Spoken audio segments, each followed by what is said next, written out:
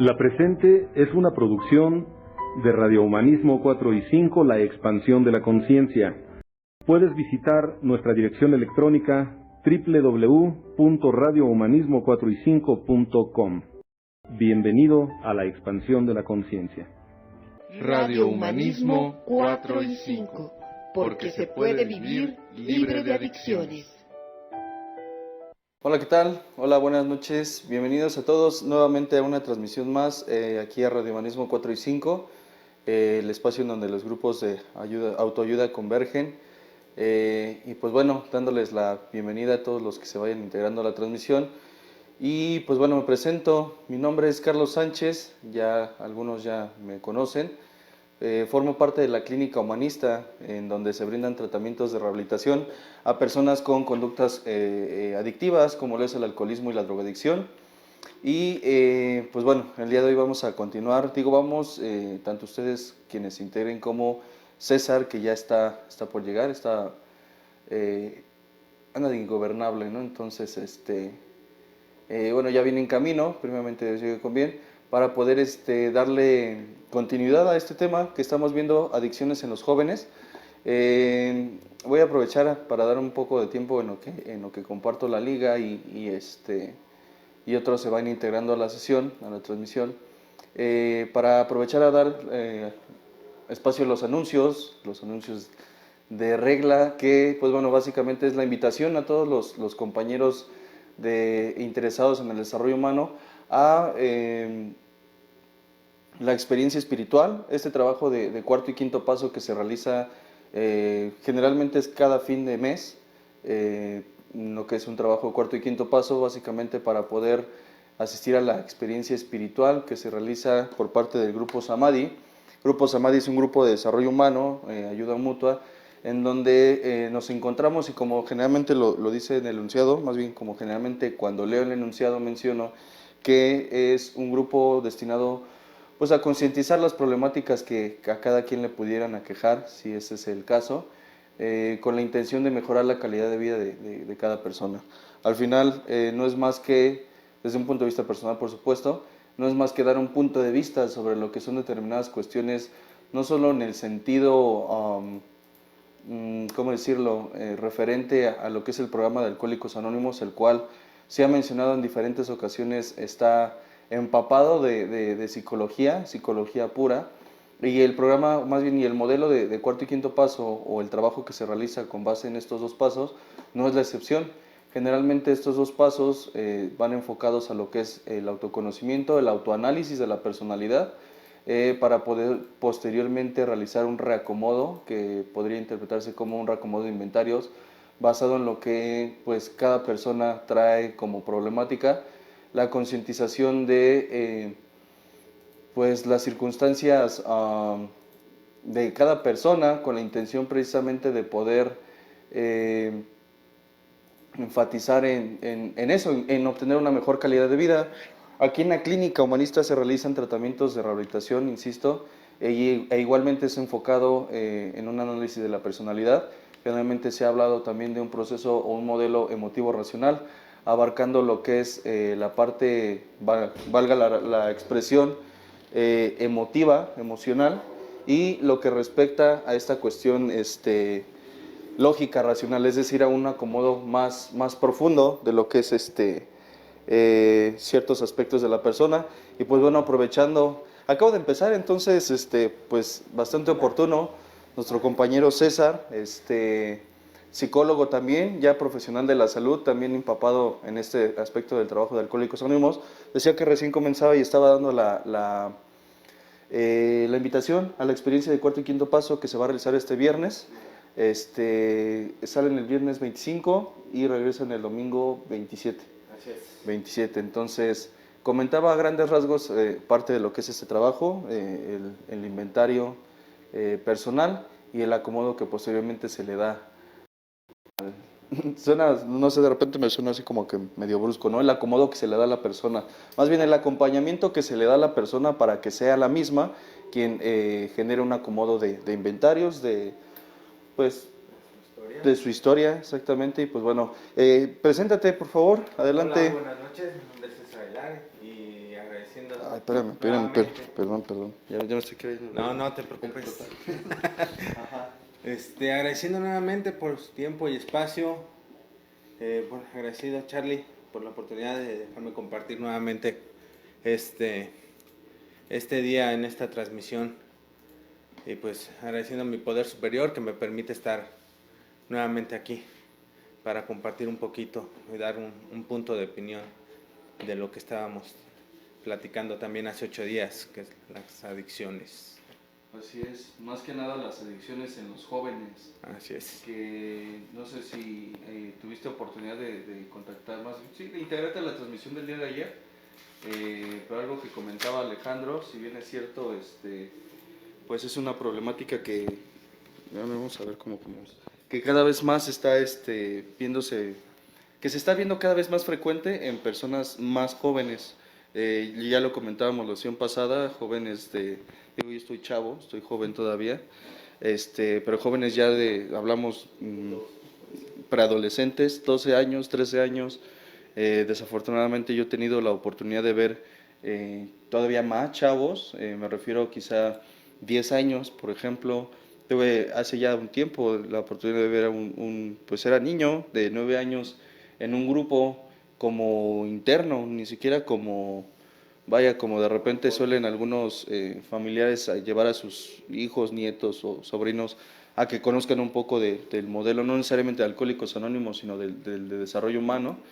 Y pues es lamentable el ver que esta situación se está cada vez más, se está frecuentando cada vez más en personas pues menores y bueno, parte de lo que tengo como interés poner sobre la mesa ya para poder desenvolver más el tema también es la cuestión de pues parte de los factores, ¿no?, que propician a que una persona sea pues consumidora.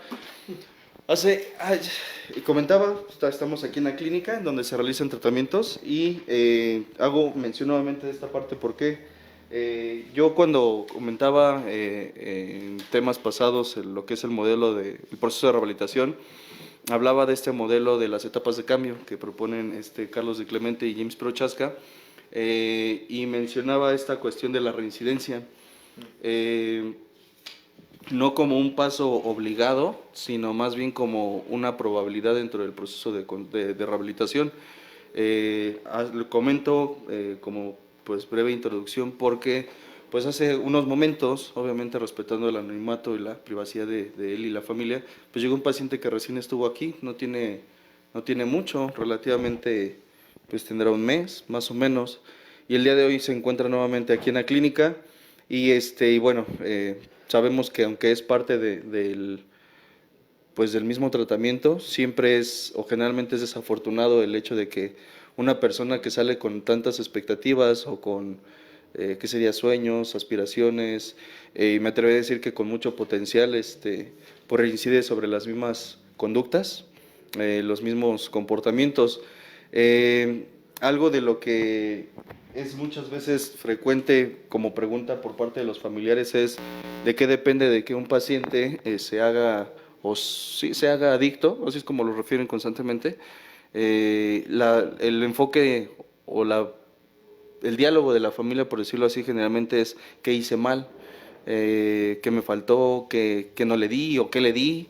Hay quienes traen versiones muy polarizadas, ¿no? Está el problema fue haberle dado todo, y el otro pues el problema fue que no le di lo suficiente, ¿no? Entonces, algo que se hace mención frecuentemente en las terapias familiares aquí en la clínica, en las terapias con los pacientes y con los familiares también, en las charlas que se tienen, es el hacer mención de que como tal punto de vista no hay culpables, sino más bien hay responsables de la situación que en ese caso pues puede ser la adicción.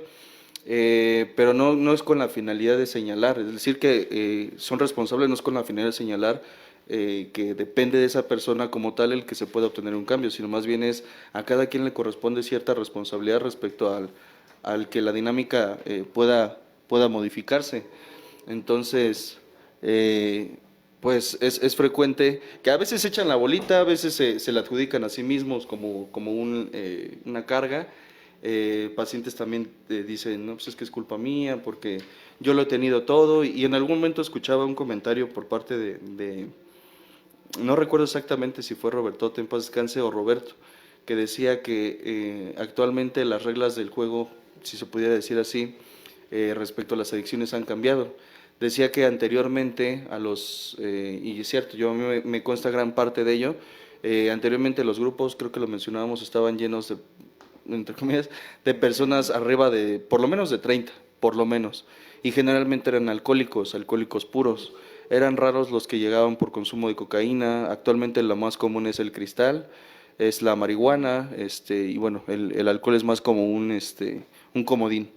Y generalmente los historiales de esas personas estaban en gran parte, pues escuchaban cosas como es que pues no estaba mi papá conmigo, no estaba mamá, se peleaban, la violencia, había agresiones físicas, psicológicas, no me dieron mis reyes, o me dijeron a muy temprana edad quiénes eran los reyes, etcétera. Entonces, generalmente el diálogo era pues escuchaban historiales un poco fuertes a veces, insisto, de violencia, y la realidad a lo que se refiere desde mi punto de vista con esta cuestión de que las reglas del juego han cambiado, es que el día de hoy generalmente yo me he topado con casos en donde pues el niño no ha vivido, o el joven, el adulto, el señor, valga, no viene de una familia,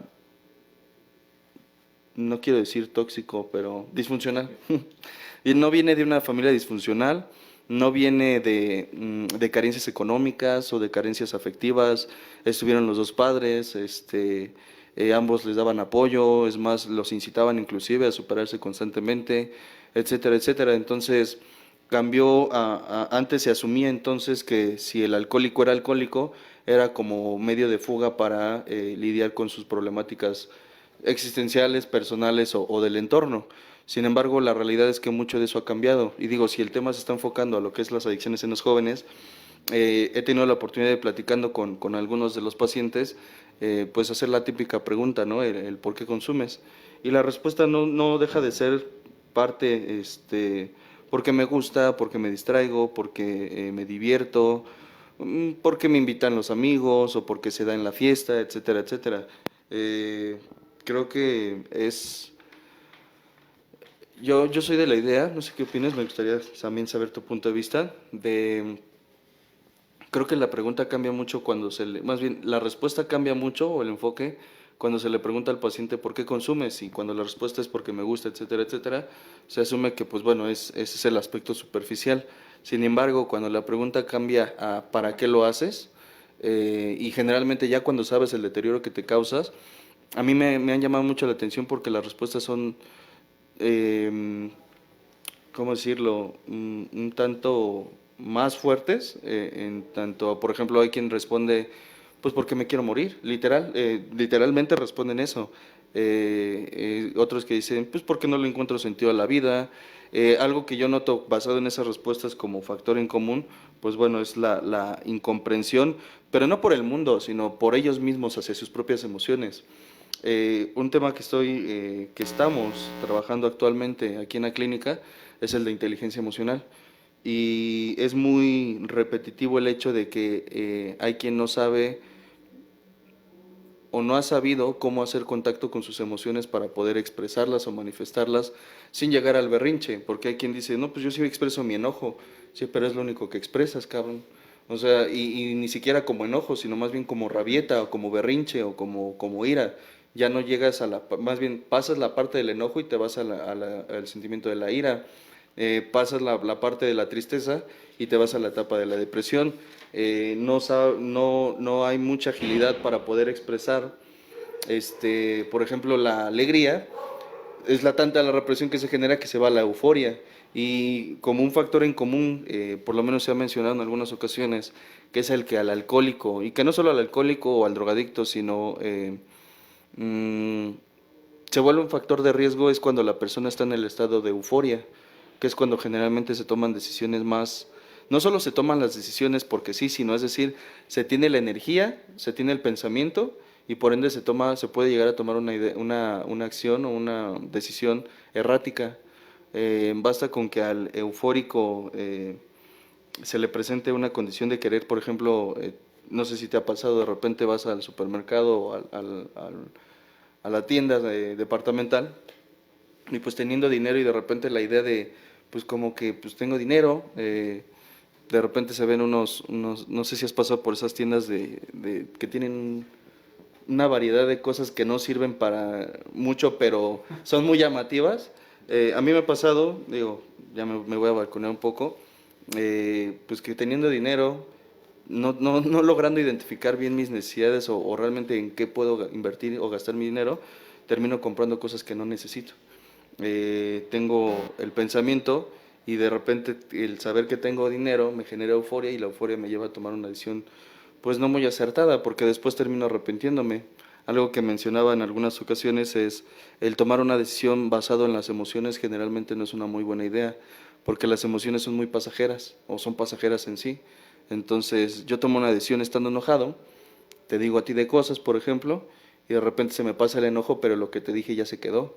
Y entonces es ahí cuando dicen, lo decía la otra vez creo que Alejandro, ya ves que uno dice cosas estando enojado, sí, pero pues tú eres muy agresivo, ¿no? Entonces, regresando al punto, este factor en común respecto a que lo que más sale a relucir, desde mi punto de vista, insisto, es la tristeza que tienen la mayoría de los ahora adolescentes, adultos jóvenes y a veces preadolescentes, adolescentes y adultos jóvenes, en lo que respecta a esta sensación de no sentirse comprendidos, de no sentirse escuchados inclusive, de no sentirse valiosos, de no sentirse merecedores, etcétera, etcétera. Creo que es uno de los factores que mayormente llevan a un paciente, en este caso un adolescente, a buscar una ruta. Pero digo, más adelante me gustaría tocar el aspecto del por qué en la adolescencia es más susceptible o más vulnerable una persona que en otras etapas de su vida. No sé si gustas compartir algo. Sí, estoy de acuerdo contigo. Como estaba escuchando que decías anteriormente en los grupos, eran el alcohólico puro, tal. Y se oían, bueno, a mí también me ha tocado oír así sus compartimientos que dices, ay, cabrón, este sí la sufrió, ¿no? Ajá. Pero últimamente, digo, a ti tú estás más de aquí con los chavos, trabajando, pues no les falta nada. Pero no sé si estás de acuerdo en la cuestión de que ya están tan despiertos o ya están tocados que ya lo toman hasta a veces eso como muleta, en la cuestión de decir, pues es que como me dieron todo, pues ahora por eso ya no sé qué hacer y por eso me drogo, o por eso tomo, o por eso lo que le pega a cada quien, ¿no? Uh-huh. Y sí es sorprendente que cada vez se ve aquí en la clínica, como digo, personas más jóvenes, más jóvenes, más jóvenes. Ya es raro, digo, no quiero generalizar, pero ya es raro que la persona ya, un adulto como tal, se meta a un proceso o algo así. Realmente ya, digo, y nos estamos enfocando en los jóvenes, pero ya es más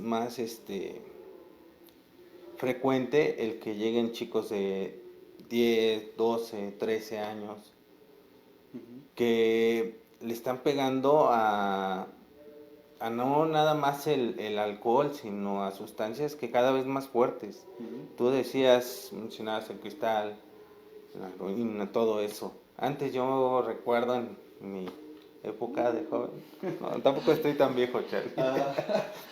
Pues era el churro de mota que ya decías, ya muchos se espantaban, ¿no? Ajá. Y ya eras el drogo total. Pero ahorita ya se sabe de tantas y que es puro químico, puro veneno que realmente les afecta más en la cabeza, en todo el proceso mental que les afecta, que en verdad dices, si no se previene esto como tal, se va a vivir una situación más adelante, pero crítica, más de lo que se está viviendo en la actualidad como tal. Porque como te comentaba, pues antes decías el alcohol, pero ahorita están también saliendo infinidad de drogas que ya ni sabes cómo le pegan a las personas en el cuerpo, cómo van a reaccionar, cómo tratarlas. Y de verdad, te digo, es impresionante que cada vez están más al alcance de las personas, de los niños, porque no se le puede llamar de otra forma. Un joven de 10 años es un niño. Ya están más al alcance, ya se vuelve más cotidiano el que, digo, no quiero sonar, pues así como si no pasara, como si fuera dame un dulce, ¿no? Pero cada vez se ve más que fuera más común, como si fueras a la tiendita a comprar unas papas, el de pues llévame al punto a comprar esto, ¿no?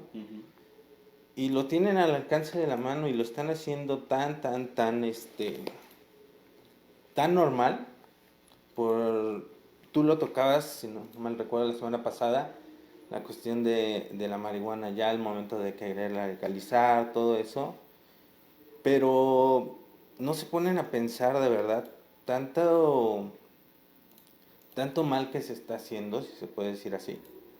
Por la cuestión de que, yo te lo comentaba también, pues la marihuana que todo mundo, yo tengo conocidos a los cuales les encanta esa madre, y lo ven como un cigarro, ¿no? Y dice, es que es natural. Pues te lo creo en lo que se fumaban en los 70, 60. Pero ahorita, ¿sabes cuánto químico le echan para la demanda que es tan grande de esa droga? Todo el químico que le echan para que crezca así y poder llenar las expectativas o la demanda que existe en las calles, que ya no tiene nada de natural eso, realmente. Y comentabas tú ahorita acerca también de los alcohólicos puros. Yo creo que a mí me ha tocado trabajar con personas que se inician, que el alcohol fue el iniciador a caer en las cuestiones de las drogas, como tal, llámese lo que sea. Pero siempre, y lo he visto en los jóvenes, como es socialmente visto correctamente, o no está mal visto más bien, el alcohol, pues es mucho, yo lo siento como un iniciador para el que los jóvenes ya empiecen por curiosidad, a probar otro tipo de drogas o meterse en otro tipo de adicciones. Claro. Tocaste dos puntos que creo que son importantes dentro de esto. El aspecto específico de la adicción en los jóvenes es la facilidad, que básicamente sería tiene un nombre específico, ahorita me acuerdo, la facilidad con la que se consiguen el día de hoy determinadas sustancias. Precisamente, antes un cocainómano o alguien que consumía cocaína era quien tenía un poder adquisitivo por lo menos un poco más alto de la media. Y la realidad es que por lo menos en la actualidad pues ya es algo que también ahí hay cierto punto, porque digo, el que vende cocaína o el dealer asegura que lo que te vende es de calidad, ¿no? Pero están los cortes, están las combinaciones, está muchas veces bueno, en los cortes está la reducción de la cantidad para que rinda más, la cantidad pura para que rinda más, y me atrevo a decir que inclusive a los que les venden, o sea, los dealers, su proveedor pues también tiene sus mañas, ¿no? O sea, al final de cuentas es dinero y es generar cada vez más. Entonces, los alcaloides como la cocaína, la piedra y el cristal tienen esa facilidad, podría decirlo así, para poder generar más con menos inversión, por decirlo de un modo. Y pues bueno, en esos cortes las sustancias que integran a la misma cocaína, pues no solo le quitan pureza, sino afectan de manera muy diferente de persona a persona. En alguna ocasión veía un documental de cómo se produce la cocaína, y pues bueno, todo el proceso que trae es gasolina, raticidas, etcétera, etcétera, etcétera. No recuerdo ahorita, mentiría si dijera exactamente qué sustancias son. Me comprometo de manera personal al enlistarlas, pero vaya, el punto está de entrada, la forma en la que se produce, es decir, los lugares, los instrumentos o el instrumental para poder producir la cocaína, pues no es como que de calidad de primera, vaya, o sea, no son productos y bajo supervisión de alguien para poder producir un material de calidad, sino, pues vaya, las condiciones son muy deficientes en lo que respecta a la salubridad para poder producir una sustancia que posteriormente va a ser introducida al organismo. Además de que el deterioro que genera de persona a persona varía mucho y no hay un factor en concreto. ¿A qué me refiero? Decíamos anteriormente que para que una persona se haga o se convierta o se genere como adicto, no solo se le atribuye, por ejemplo, a los familiares, a los amigos, al entorno social, a las creencias, etcétera, etcétera. Es un cúmulo de conjunto, más es un cúmulo de cuestiones o factores que propician o van formando o creando la fórmula para que la persona pueda decir es propicia para el consumo. Decíamos, las reglas han cambiado y actualmente ya no es una garantía de que si tienes unos padres que te atienden, pues vaya, vas a ser una persona íntegra en la cuestión de que no te vas a topar con el consumo en algún momento. Es un factor muy abierto, y en lo que respecta al deterioro que puede generar o el efecto inclusive que le puede generar a una persona determinada sustancia, también varía no solo la persona, sino es decir, por ejemplo, el estado de ánimo, la sustancia, la cantidad, si hay combinaciones, cómo esa sustancia, por ejemplo, hablando de cocaína, qué tan pura, el grado de pureza de la sustancia, etcétera, son muchos factores. Y en alguna ocasión, ahorita que tocabas el tema de la marihuana, he insistido en muchas ocasiones, cuando tengo oportunidad, en que eso no es para meter miedo, sino más bien para generar conciencia. Creo que uno de los factores, no sé si coincidas, que propician a que un joven, en este caso, pueda acercarse hacia el consumo, es la falta de información. Que ahí la línea es muy delgada, porque sabemos, o yo no sé si has escuchado de jóvenes que dicen, pues a mí yo me ingresé o me introduje al mundo de las adicciones, hablemos de alcohol, por ejemplo, en la familia. Y antes, no sé, podría haber sonado un poco raro, quizá, pero en la actualidad es muy común el padre o la madre o el tío con buenas intenciones que le dice, tómate una cerveza aquí para que no te cuenten. Digo, insisto, no es generar culpa ni decir, entonces es mi entera culpa que mi familiar sea un adicto porque yo fui quien le invitó su primera cerveza en casa y demás. Pues no necesariamente, sino es básicamente el observar cómo la polaridad al no dar información, es decir, una parte es la de no te quiero hablar del consumo de las drogas, porque si yo soy el que te mete la idea, pues te voy a generar cosquillas, y la curiosidad y vas a ir a probar. Y está el otro extremo que dice, pues pruébalo aquí para que no te cuenten. Lo comentaba, creo que fue en esa ocasión, creo que sí fue Roberto, que decía, actualmente las navidades pues se celebran con un pomo, ¿no? Con una bebida, una cerveza o ¿cómo se llama?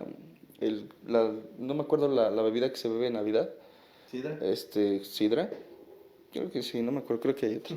El punto está todavía está por costumbre el que en una fiesta, en una reunión familiar, en fechas festivas, se celebre junto con una bebida alcohólica. Muy probablemente al paso que va la legalización y los pros, contras de todo este debate sobre la legalización de la marihuana, por lo menos en México, posteriormente dentro de qué te gusta poner un número, 40, 50 años, espero que más, porque yo no lo veo muy irreal, el hecho de que pues ya no sea la abuela sacando el pomo, ¿no? Sino más bien que sea sacando el guatote de marihuana y pues fórjese cada quien, ¿no? Digo, perdón por el lenguaje tan coloquial, pero pues es que ese es uno de los detalles. Creo que ya se está normalizando este aspecto decías, antes era normal, o era un poco extraño, o era muy malo el que fumaba un toque de marihuana, ¿no? Actualmente el que fuma un toque de marihuana, pues, nada más, es más, no sé, a modo de un poco de sátira, muchas veces creo que hay hasta memes donde está el que dice, ¿tú fumas? Y el otro responde, ¿fumar qué, no? Y hay otra imagen que dice, no, estamos conectados porque antes fumar era, pues fumas tabaco, ahora es como, ¿qué fumas, no? Fumas, ¿a qué le pones? ¿A la marihuana, a la piedra, al cristal? ¿O qué te gusta en foco, etcétera, etcétera? A veces, muy, ya se está normalizando esa cuestión y pues al final va a llegar un momento en donde, espero equivocarme, pero los datos y lo que es tangible, es decir, lo que puede verse, por ejemplo, en la cuestión de tratamientos de aquí de la clínica, es que sí, muy probablemente dentro de algún tiempo, ya sea algo totalmente regular el que una persona, por lo menos un miembro de la familia, sea consumidor de alguna sustancia fuerte o una droga fuerte, una droga dura. Esta clasificación de drogas blandas y drogas duras está en lo que respecta al alcohol, al tabaco y a la marihuana, que actualmente también o se les puede considerar inclusive drogas de inicio, que eso es lo que mencionabas. Y están las drogas duras, que es la piedra, el cristal, las tachas, metanfetaminas, anfetaminas, el LSD. Ya de ahí derivan otro tipo de factores como si es alucinógeno, es depresor del sistema nervioso central o es estimulante del sistema nervioso central. Entonces, hace poco platicaba con los pacientes aquí en la clínica y viendo este aspecto emocional, o más bien de lo que es el factor emocional, ya lejos de que había quien decía es que a mí no me comprenden y demás, fue mucho ¿tú te comprendes? O sea, ¿comprendes esta parte emocional en tu propia persona? Y había quien decía, no, pero pues es que yo me he dado cuenta, decían, que fue a partir bueno, después de determinado tiempo que llevé con sustancias, me costaba cada vez más trabajo poder observar, analizar o reflexionar sobre mis emociones. Desde la parte neurocientífica está la cuestión de lo que es cada sustancia o el efecto que produce y el cómo las combinaciones, por ejemplo, en el sistema de una persona pueden mandar mensajes cruzados. Es decir, por ejemplo, la marihuana, sistema depresora del sistema nervioso central. Está el marihuano, por decirlo así, que empieza consumiendo en una fiesta. Hablemos del policonsumidor, por supuesto, del que inicia en una reunión consumiendo una sola sustancia, en este caso marihuana. El sistema nervioso central recibe la indicación de relajación, de quizá no apatía, pero por lo menos un estado de ánimo más bajo, por decirlo de algún modo. Y de repente empieza más la fiesta, se empieza a alcoholizar. Lo que se sabe, por ejemplo, del alcohol es que en bajas dosis es un estimulante, en altas dosis se convierte en un depresor. A lo que quiero llegar y sin ser tan enredado en este aspecto, es decir, yo le estoy mandando al principio de la reunión, peda, borrachera, como lo quieran decir, le estoy mandando un mensaje a mi cerebro, es decir, relájate, tranquilízate, disfruta, etcétera, etcétera. Pero entonces viene el alcohol, que, insisto, en altas dosis es vete poniendo entonado, ya se te pusieron unas mejillas rojas, empieza a bailar, cotorrea, háblale a la chava que te gusta, háblales de psicología o filosofía, ya ves que sabes un chingo, etcétera, etcétera, pero empiezas a subir de copas, entonces se convierte, más bien deja de ser un estimulante y regresa a ser un depresor del sistema nervioso central. Pero da la casualidad de que tienes amigos que son muy, muy open mind, muy mente abierta en el consumo de sustancias y te ven muy apagado. Entonces dicen, tú no tienes que estar así, para que se te corte la borrachera, pues vamos, vaya. No lo dicen como en los videos que ya he comentado anteriormente, cómo lo dramatizan o cómo no sé si lo intentan volver cómico, no sé cuál es el fin. Pero dicen, pues toma, mira, este polvito blanco te va a hacer sentir mejor, ¿no? Para que ya no te veas tan apagado. Y pues ese polvo blanco puede ser cocaína, lo que sea, vaya. Vamos a hacer que es cocaína. Entonces tu sistema ya está en un nivel bajo por el consumo de marihuana, por el consumo excesivo de alcohol, está en un sistema, perdón, en una frecuencia baja, por decirlo de un modo, del sistema nervioso central, y de repente te llega un madrazo de adrenalina dada por la cocaína, que dicen, por ejemplo, aquí decían, ¿cuánto dura el efecto de la cocaína? La media o el promedio de la duración del efecto de la cocaína generalmente radica entre los 10-20 minutos aproximadamente. Varía, insisto, de cada sistema en particular, pero aquí la cuestión es, estás en un estado bajo, vamos a poner una línea simulada, ¿no? Alcoholizado, marihuano, alcoholizado pasado de copas, estás en una frecuencia baja, de repente le mandas un mensaje a tu sistema de subidón de adrenalina, de serotonina, etcétera, pero ese es repentino. Aquí a qué quiero llegar con tanto show. El paciente o los pacientes generalmente refieren que no comprenden, llega un momento donde ya no alcanzan a percibir con tanta facilidad sus emociones. En esa borrachera, que no es una, sino generalmente son varias, ya traías de arriba para abajo tu sistema, por lo menos en lo que respecta a las emociones, el sistema límbico, entonces, o la parte del cerebro límbico. Entonces, llega un momento donde ya no tienes, o más bien ya no estoy en el consumo, trato de regularme, trato de identificar mis emociones, pero acostumbré a mi sistema a estar con subidas y bajadas.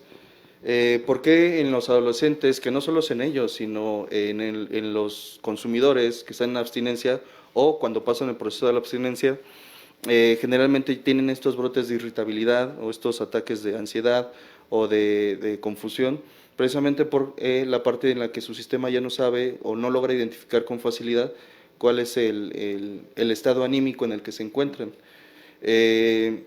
La deficiencia de serotonina, dopamina, oxitocina, la adrenalina, etcétera, que se producen de forma natural con el ejercicio, con comer lo que te gusta, el realizar actividades de tu preferencia y demás, ya dejan de poder segregarse cuando se hacen esas actividades o dejan de segregarse con tanta facilidad. Me gustaría rayar un poco la pared para, para explicar un poco más esta parte, pero generalmente es de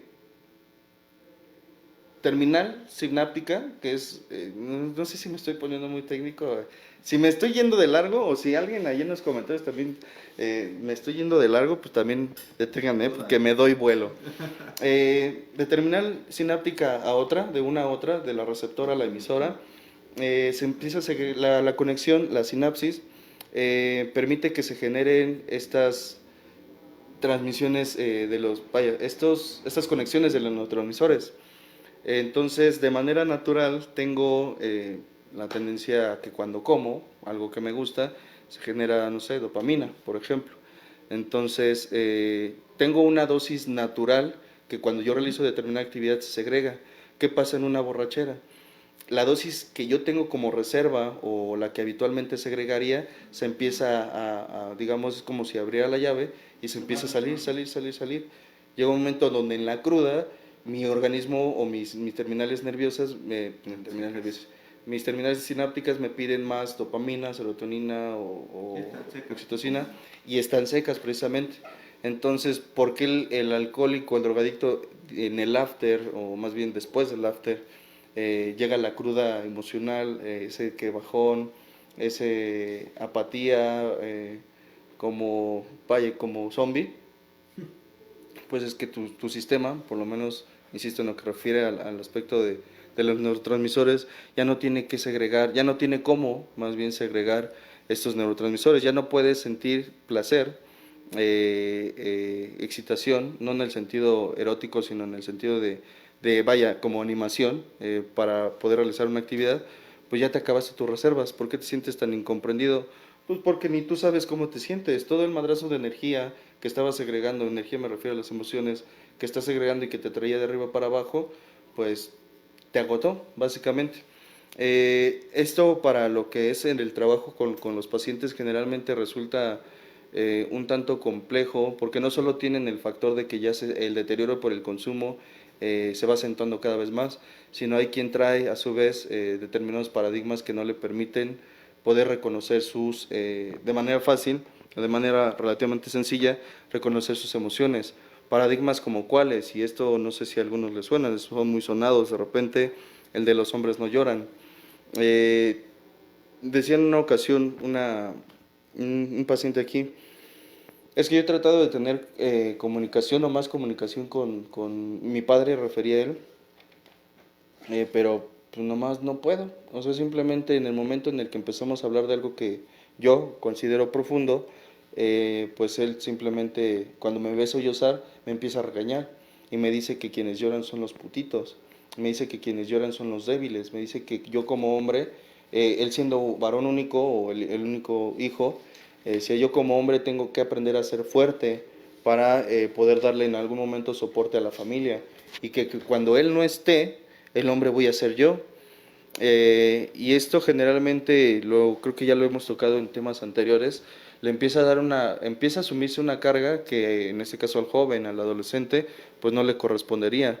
Lo mencionamos en muchas ocasiones como este cambio o juego de roles, en donde el padre deja de ser padre y le empieza a atribuir responsabilidades de padre al hijo, o la madre inclusive. No faltan, y no pretendo ser despectivo, pero no faltan estos padres que toman de tribuna a sus hijos, donde están peleados los padres, pero todo lo empiezan a desplazar con él. O sea, en lugar de solucionar las cuestiones de adultos como adultos entre, por ejemplo, en la pareja, empiezo a decirle a mi hijo, a mi hija, ya ves cómo es el culero de tu papá, ¿no? No sé si me estoy excediendo un poco con él, ya ves cómo es tu papá, ¿no? El borracho de tu papá, el desobligado, etcétera, o la cualquiera de tu mamá, para ya tampoco ser tan vulgar. Y todo lo desplazan hacia él. Entonces, de entrada, por lo menos a como lo concibo psicológicamente, al niño se le empiezan a venir encima las figuras significativas, se empiezan a desmoronar. La figura de seguridad, que en este caso el padre, empieza a ser desmoronada por la crítica de la madre. El aspecto afectivo, la parte afectiva que provee la madre, empieza a ser desmoronada por los comentarios tan agresivos o violentos por parte del padre. Entonces llega un momento donde el niño, ya no siendo niño sino joven, pretende expresar con seguridad quién es, y ahí es ahí donde iba, porque considero personalmente que es en la etapa, que no es algo mío, porque considero personalmente que es en la etapa de la adolescencia cuando el adolescente, valga la redundancia, es más vulnerable, porque es esta cuestión en donde precisamente está en el encuentro con su identidad, en el formarse una figura de sí mismo para saber cómo se va a relacionar con las personas a su alrededor. El adolescente, según entiendo la etimología, es aquel que adolece. Está en una etapa de cambio, está en una etapa de reconfiguración, está rompiendo con quizá las creencias limitantes por parte de sus padres o sus formadores, y está empezando a adoptar una postura, una creencia, una ideología que según asume él va a funcionar en el transcurso de su vida. Y que esto es cambiable o es transitable de tiempo a tiempo, pero vaya, es en esta etapa en donde si como adolescente o como joven no encuentra una figura de seguridad en su padre, y el padre en su lugar es aquel que le dice que no puede expresar sus emociones porque eso es y perdón por la referencia, pero suele decirse así generalmente, es de maricones, por ejemplo, le está derrumbando de entrada la parte emocional. Y si por parte de la madre no recibe una parte afectiva, un calor afectivo, porque tiene que ser proveedora y formadora, porque el papá, o sí, en este caso el papá, anda de borracho, anda de pedo, se empiezan a modificar no solo los roles, sino la identificación que tendría el adolescente con su género. Es decir, yo como joven, como varón, vaya, trato de tomar de referencia una figura no, como hombría, más bien de hombría, de masculinidad, por parte de mi padre, pero da la casualidad que y perdón por la expresión, pero da la casualidad que quien tiene los huevos en la familia, o por lo menos en la casa, es la mamá. Y dice, y hay familias que suelen decir, no, yo soy el hombre, yo soy el que toma las decisiones. Lo ha mencionado Roberto y es algo que se ha visto muchas veces aquí en la clínica. Generalmente quien pone la firma de autorización o quien toma la decisión de internar a un paciente, a un familiar que está pasando por una problemática de adicciones, es la mamá.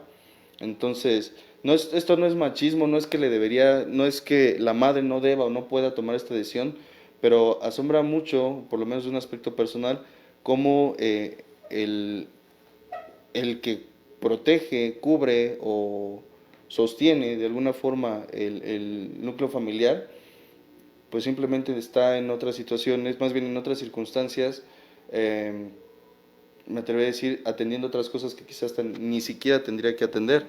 Es un aspecto que en lo personal me resulta, pues ya no tanto asombroso o más bien que me sorprenda, sino, no, tampoco sería increíble porque pues a lo que veo lo creo, entonces, sino más bien confuso el por qué la dinámica se sigue, en algunos casos se sigue manejando de esa forma, en donde el que cubre el rol, o más bien que habría de cubrir el rol de fortaleza, pues más bien se sigue escondiendo detrás de las faldas, por decirlo de una forma, de alguien que, pues en lugar de estar dando calor afectivo, está cubriendo el gasto.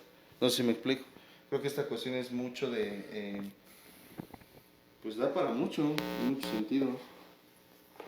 Yo pienso, digo, estoy de acuerdo contigo y se ve, como dices aquí, ¿no? La que ahora sí que echa la firma o la que se hace responsable de esta persona que va a recibir mujer, porque, no sé, es una idea que yo tengo. Eh, no sé si tenga que ver mucho la cuestión social, un factor social. ¿A qué me refiero? A que socialmente esté bien visto el de la mamá, se quedó hasta el último, la mamá entregó todo. En ese aspecto me refiero a que pues el hombre, como tú lo mencionabas, ese siempre tiene que estar firme, con fuerza, no se tiene que... Ahora sí el que lleva los pantalones. Largo, ¿no? Y la mamá es la que pues yo me quedé ahí, lo apoyé, tuve esto, yo tomé decisiones. En la cuestión emocional más. Es por eso que yo pienso que ahorita se está cambiando ese rol como tal. Yo también estoy convencido que en la cuestión, como tú lo estabas mencionando, lo estabas platicando ahorita, existen varios factores, como son lo social, lo individual, que llegan a afectar la cuestión de una adicción. Lo familiar, sobre todo. ¿A qué me refiero? A la cuestión social, en la cuestión de cómo la convivencia que se tiene, como tú como joven, digo, eres más joven que yo. Tú como joven, muchas veces te metes a la cuestión de las adicciones, eso, por, por aceptación por pertenencia de un grupo. Tú lo decías hace rato, muchas veces por curiosidad, por pertenecer de los amigos que pues, los ves fumar o los ves tomar y dices, ay, ¿cómo me junto con la bandita? ¿Cómo? Y realmente, digo, tú lo sabes, a veces los jóvenes son tan crueles en el aspecto de decir, pues si no haces esto, llégale o vete de aquí, o no vas a pertenecer. Y muchas veces, ahí es también yo creo que entra la cuestión de individual, factor como factor individual, la cuestión de la autoestima como tal. Si tú te conoces, si tú sabes que, si tú llevas una formación relativamente buena o funcional, pues no permites eso como tal. Sabes o tomas la decisión que puede ser bien o mal, no quieres generar esa pertenencia a ese costo, ¿no? Como de aviéntate alcohol, aviéntate una droga para que puedas pertenecer a ese grupo. En la cuestión familiar, tú lo mencionabas ahorita, los roles que se juegan dentro de la familia. Yo creo que eso también tiene mucho que ver en la cuestión de caer en una adicción como tal. Por la comunicación que tienen los papás con los hijos, por la referencia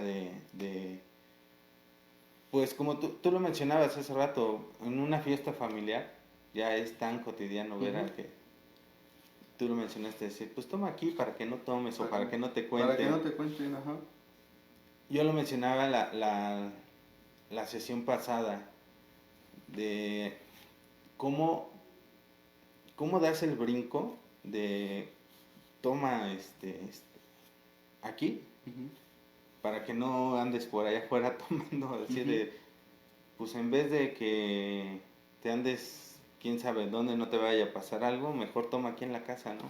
El primero era el de no tomes aquí en la casa y a los 4 meses ya es de que mejor aquí empédate para que no vaya a pasar nada porque ya das miedo. Sí. Entonces, ese factor también de familiar, como tú lo mencionabas, yo creo que tiene mucho que ver para la cuestión de la adicción como tal. No sé, otro factor que se me ocurre para la cuestión de la adicción.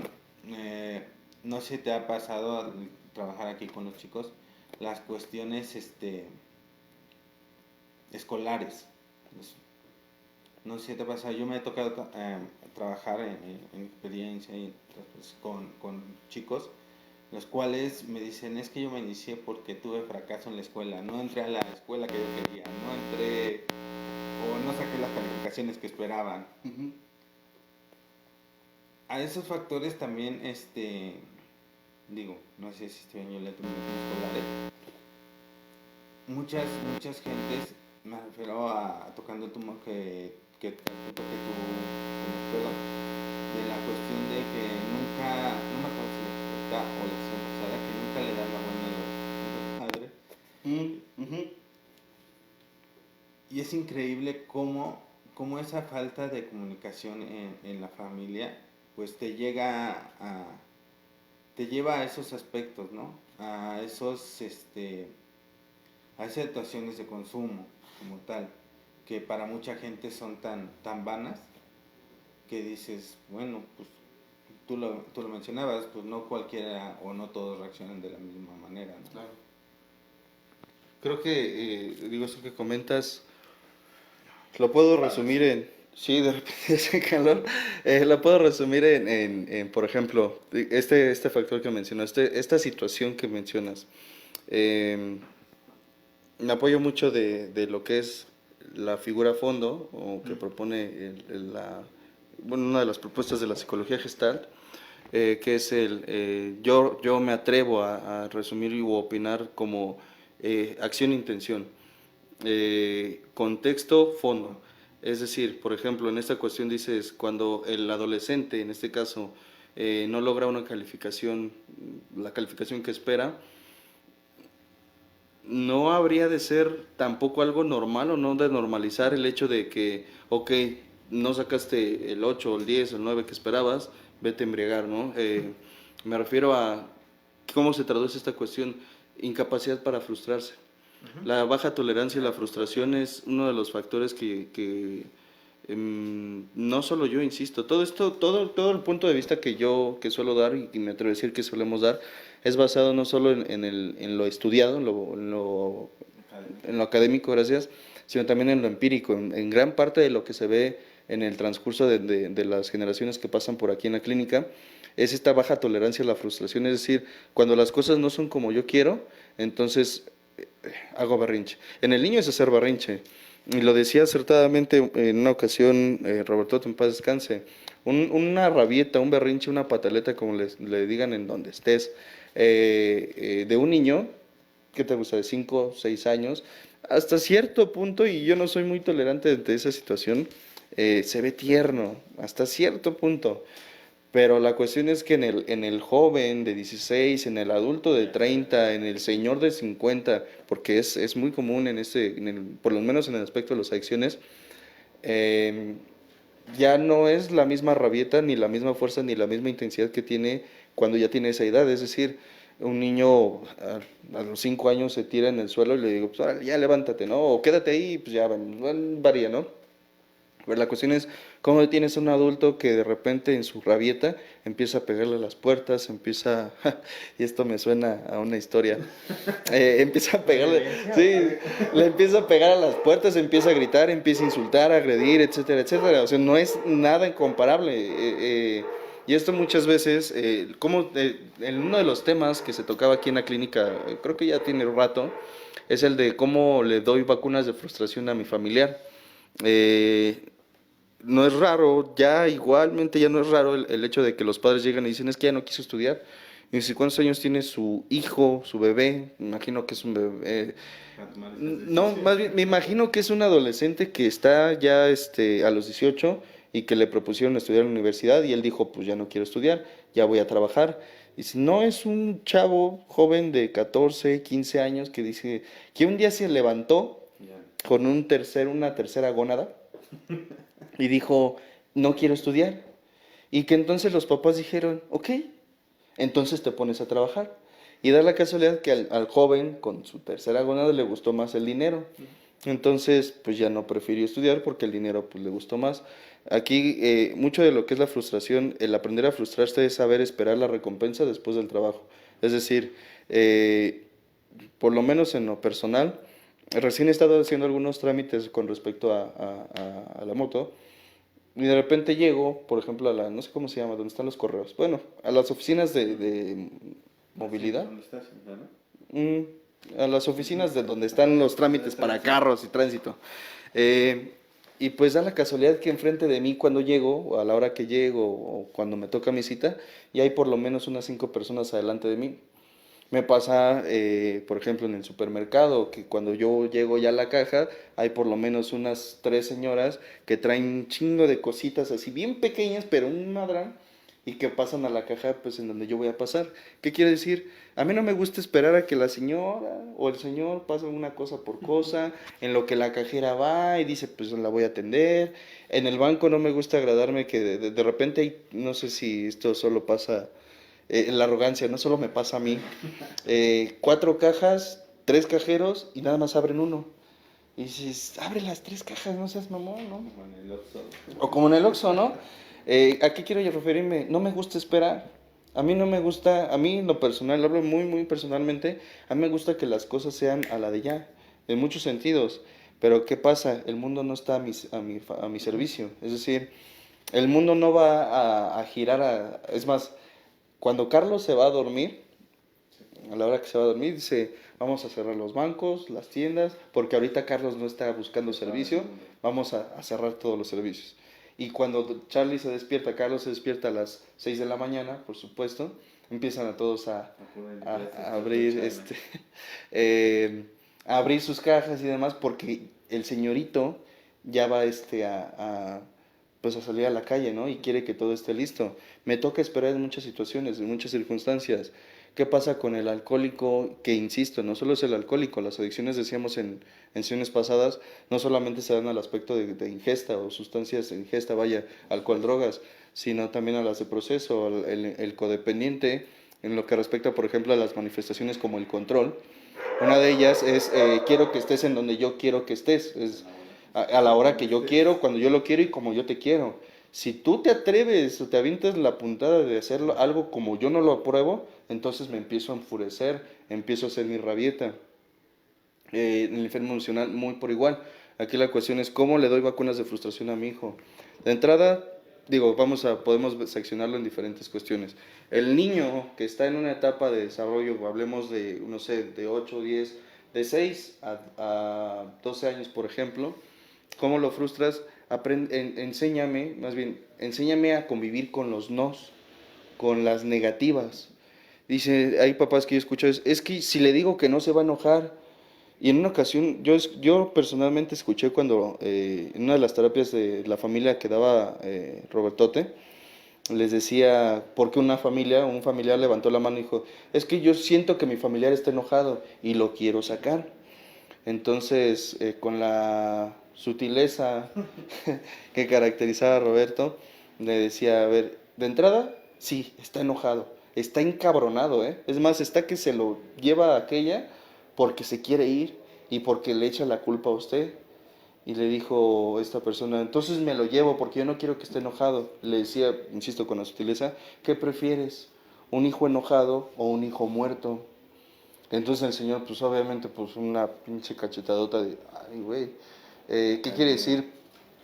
Si yo no me atrevo a decirle a mi hijo que no porque se vaya a enojar, posteriormente la vida misma va a ser quien se encargue de ponerle un madrazo y le diga, a ver, mi chingón, las cosas no son como tú quieres. ¿Se me explico? Es esta cuestión en donde es que yo no quiero que mi hijo se sienta triste, que se ponga, que se enoje, no quiero que me deje de querer. Y yo escuchaba en alguna ocasión, no recuerdo si era Bucay o creo que sí era Bucay, que en uno de los audios que están ahí por internet decía básicamente, palabras más, palabras menos, que los padres no estamos para ser queridos por los hijos, sino estamos para formarles, acompañarles y hasta cierto punto guiarles. Es decir, si mi hija, por ejemplo, en lo personal, algún día me dice que no me quiere porque le estoy pidiendo, casi obligando que vaya a la escuela, pues habré de yo aprender a vivir con el no amor por decirlo de algún modo, de mi hija. Con esto no estoy diciendo que voy a generar cosas para dañarla, pero aquí la situación es realmente, y yo he escuchado padres que me dicen, padres, madres, padres, que dicen, de repente me suben el rango y pues se siente bien, ¿no?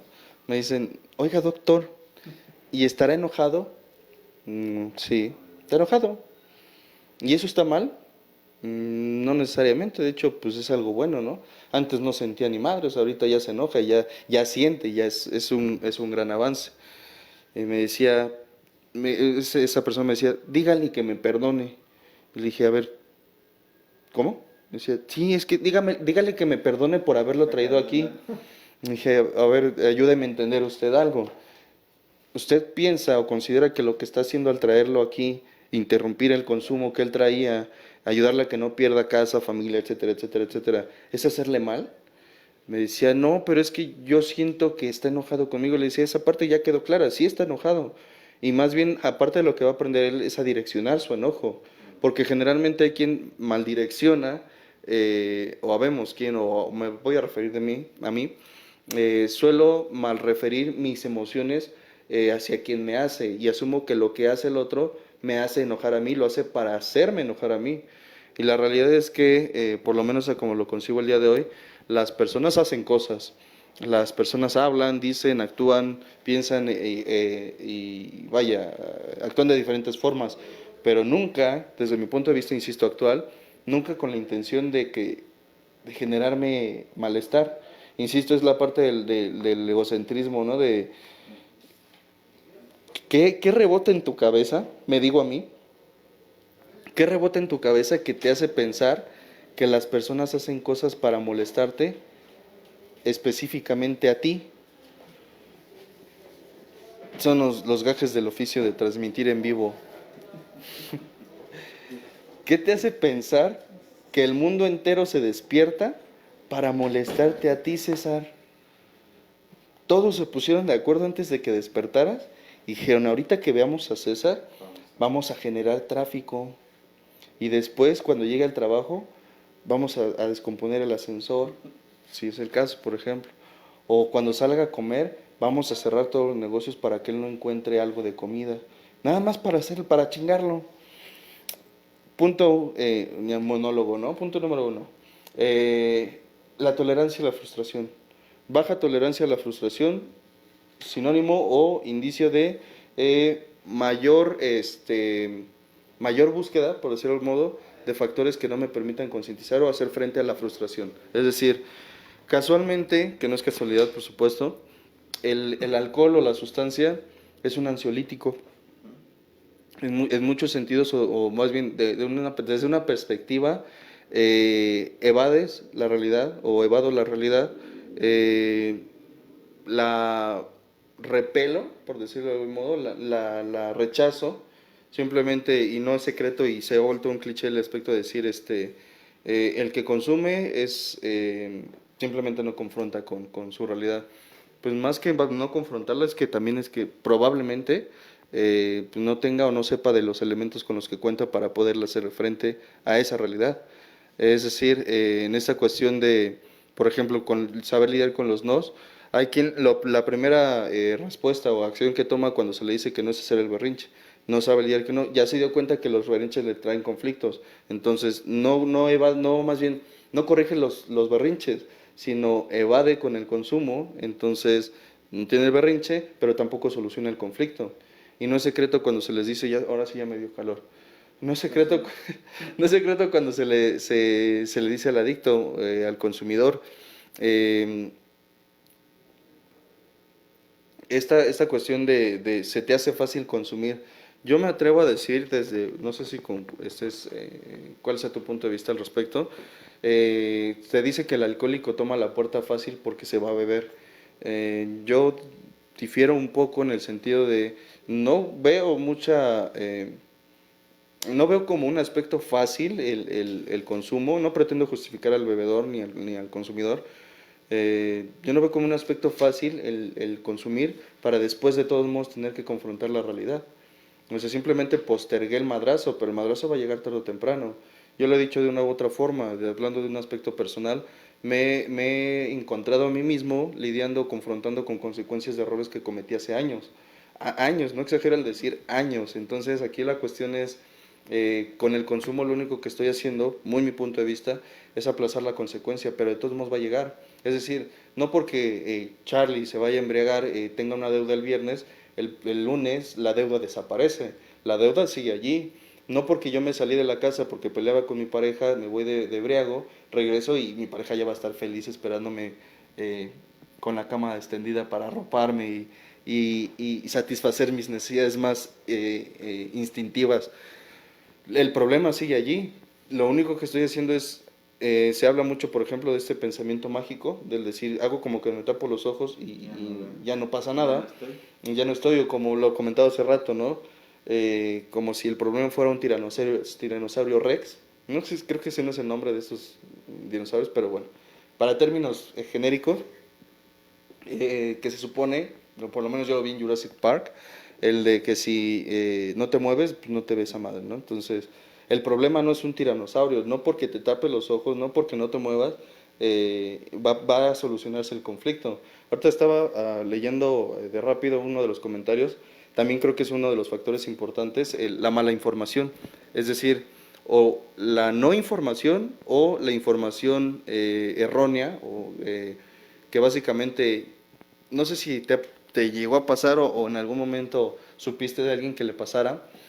La marihuana actualmente, ya desde hace algún tiempo, algunos años, se volvió un tema de debate de si es bueno legalizarla, no es bueno legalizarla, por qué, etcétera. Y generalmente empezaron, más bien en ese tiempo empezaron a surgir bastantes reportes o noticias, documentales, etcétera, tratando cada quien de dar su punto de vista respecto a esta situación. Actualmente, al menos lo que yo tengo como dato es que la marihuana es precursora de la esquizofrenia. Ya decíamos hace rato, varía según la persona, el estado anímico, emocional, el factor psicosocial, tanto entorno en casa como entorno en sociedad, calle, trabajo, escuela, etcétera. Pero vaya, el punto está en que en algún momento yo personalmente llegué a informarme, entre comillas, pero daba la casualidad de que toda la información que buscaba decía que sí podía consumir. ¿Qué quiero decir? Yo me encargaba de buscar la información, toda la información que decía consumir es malo, decía no, esto no sirve, esto es charlatanería. Pero la información que decía sí, por ejemplo, estaba hace tiempo el dato que decía un porro de marihuana es menos tóxico, menos nocivo que 30 cigarrillos de tabaco. Y eso para mí fue como, ya ves, mejor prefiero fumar marihuana que fumar tabaco. Y en algún momento, y me voy a exhibir un poco, tuve el pensamiento estúpido, no tengo otra forma de referirme a esa idea que en un momento surgió, porque me decían, es que fumar te hace daño. Y yo decía, no es cierto, porque leí que fumar marihuana reduce la posibilidad de padecer cáncer, o que inclusive cura el cáncer. Porque en algún momento vi una película donde en la quimio están fumando, están las galletas, etcétera, etcétera, y me decían en una ocasión, pero tú no tienes cáncer. Y yo le decía, muy en serio en ese tiempo, pero es porque fumo marihuana. Si no fumara marihuana tendría cáncer. Sí, o sea, esa es la clase de pensamiento errático y la mala información que precisamente muchas veces abunda, desafortunadamente. ¿Cuáles son las mejores referencias que pueden tomar, si es el caso que a alguien le interesa documentarse al respecto? Análisis ¿qué sería? Análisis, se me fue el nombre, resultados, vaya, de instituciones, por ejemplo, universidades, instituciones gubernamentales, lo que vendrían a ser, Wikipedia, descártalo, por favor. Descarta los sitios web, que de entrada Internet es un lugar en donde la información abunda y muchas veces, si no se tiene un ojo, ¿cómo decirlo?, más acertado para buscar información, te puedes topar o me puedo topar con información que más que informarme me va a desinformar, que eso es cuando la desinformación se da, cuando la información que quiero es falsa, es apócrifa, es mentira, vaya. El punto está en la mala información, la baja tolerancia a la frustración, y tocaste el punto también de la autoestima, que yo veo como algo crucial o algo sumamente relevante en lo que respecta a la persona consumidora. No solo por el aspecto de que decías tú, el chavo, el sentido de pertenencia, sino en una ocasión, aquí pues bueno, todas mis historias son respecto a los padres, ¿no?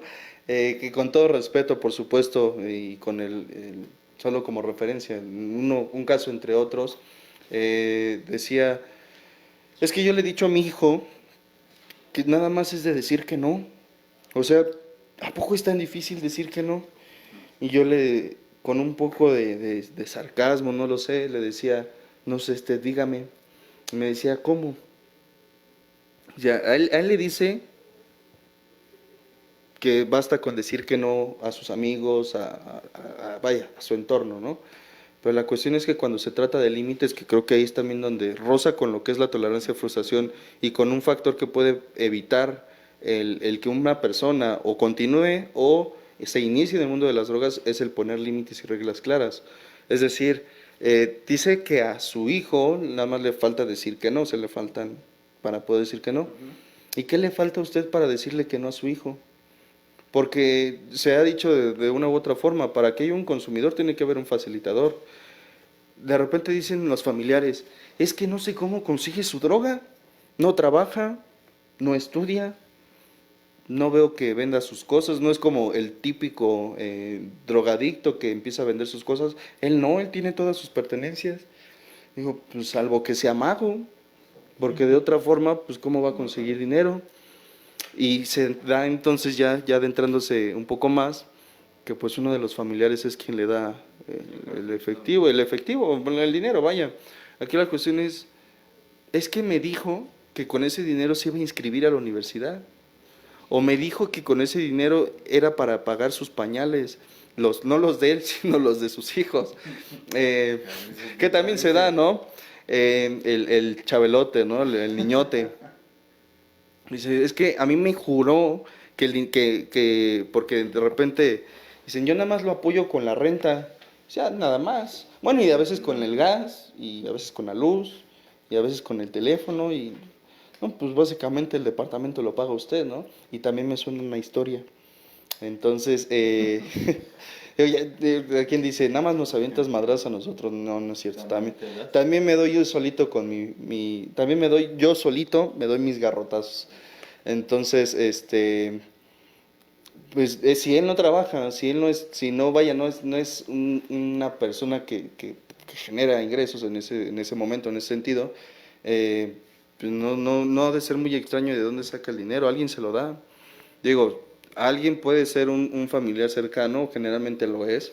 Ya decías tú esa cuestión de en qué momento pasamos de ser quienes decían no se puede consumir a mejor consume aquí. Yo he visto escenas donde todavía más agresivo, podría decir, es el propio padre o la madre quien le lleva la droga. Ya no estoy hablando de alcohol, de droga. Literalmente es el papá el que va a comprar perico, cristal, cocaína, vaya, etcétera, al punto, exponiéndose él y demás, para llevárselo a su familiar. Bueno, hay quien dice, el enfermo es él. Bueno, punto de vista. Dice, es que él no contempla los riesgos. Yo de repente he escuchado madres, vaya, ahí sí me refiero a mujeres, mamás, que salen a las 3 de la mañana a buscar a sus hijos en la calle, solas, y vaya, exponiéndose a los mismos riesgos. Vaya, aquí es donde digo, bueno, dice que él no mide de riesgos, y usted en qué posición se encuentra. Dice que a él le falta decir nada más que no, y usted por qué no le dice que no cuando le pide dinero para pagar su transporte a su trabajo de él. O por qué no le dice que no cuando se trata de cubrir las necesidades de los gastos de los hijos de él. No es secreto el hecho de que cuando la mamá, vaya, la adolescente ya no tan adolescente, me refiero a las señoritas, para no ofender, de 25 en adelante, de 20 en adelante, con bendiciones, como les dicen, que no dudo que lo sean, pero se me hace un poco cómico no sé en qué momento se le empezó a decir bendiciones, pero bueno, o el varón que vaya, se desobliga por un momento de sus hijos, se los deja pues a la abuela. El facilitador ahí no le está dando dinero, pero está cubriendo por él las responsabilidades que son de él. No sé si me explico. Aquí esta cuestión es que yo no quiero que él salga a consumir. Pues nada más déjalo con sus hijos, deja que él se haga cargo de sus responsabilidades y vas a ver que no le da tiempo. Es como cuando, no sé si a ti te llegó a pasar, una ocasión, creo que sí, fue una ocasión o dos, no sé, le decía, mamá, estoy aburrido, no sé si por ahí ande, pero me decía, pues ponte a barrer. Y fue la última vez que me aburrí, ¿no? Bueno, no fue la última vez que me aburrí, fue la última vez que le dije que estaba aburrido. Entonces, ¿qué quiero decir con esto? ¿Quieres que él se haga cargo de sus responsabilidades? Déjalo que se haga cargo de sus responsabilidades, valga la redundancia, es decir, evita, vamos a trabajar, o voy a hablar en positivo, evita el resolverle ciertas situaciones. Y digo, estamos hablando de acciones en los jóvenes y también es posible. Comentaba en la sesión pasada de la familia Roberto un ejemplo muy común y pues sí, muy habitual. El que llega el hijo, llega con un reporte de la escuela por no haber hecho la tarea o porque tiene poco tiempo para entregar la tarea. Y esto va desde niños hasta jóvenes adolescentes de secundaria, por ejemplo. ¿Qué hace el papá o la mamá? Les hacen la tarea, les facilitan, digo, si de por sí ya buscar información en internet es muy, muy sencillo, bueno, casi son los propios padres los que hacen el copy-paste por ellos para poder entregar y que sus hijos no sean castigados, que sus hijos no sean reprendidos en cierta forma, entre comillas. La cuestión es, si él no aprende, si la persona en cuestión no aprende a confrontar con las consecuencias por sus irresponsabilidades, no va a ser complicado que si ahora de joven no lo hace, que de adulto lo haga. Y aquí me topo o nos topamos muchas veces con el que dice, yo cuando salga voy a empezar a hacer ejercicio. Dices, aquí tienes las pesas, tienes la barra olímpica, tienes el banco, tienes el tiempo, tienes el espacio y no lo haces. ¿Qué te dice que allá afuera, donde tus otras actividades te demandan más tiempo, pues lo vas a hacer? Dices, yo voy a empezar a leer cuando salga. Aquí tienes tiempo, espacio y libros y no lees. ¿Qué te hace pensar que cuando salga lo vas a hacer? De repente es un aspecto un tanto, me atrevo a decir quizá absurdo, no sé si el término sea correcto, pero la cuestión es que sus familiares se los compran y no examino ¿cómo se llaman? Las visitas, son comentarios que ellos me hacen o que las propias familias suelen hacer, de decir, pues me dice que está muy cansado en las juntas y una familia apenas hace algún tiempo, hace algún tiempo me decía, es que mi hijo no pone atención en las terapias porque le aburren. Y me puse a analizar la situación. Digo, esto fue hace tiempo y en otra clínica, por supuesto. Y me puse a analizar la situación y dije, le aburren las terapias.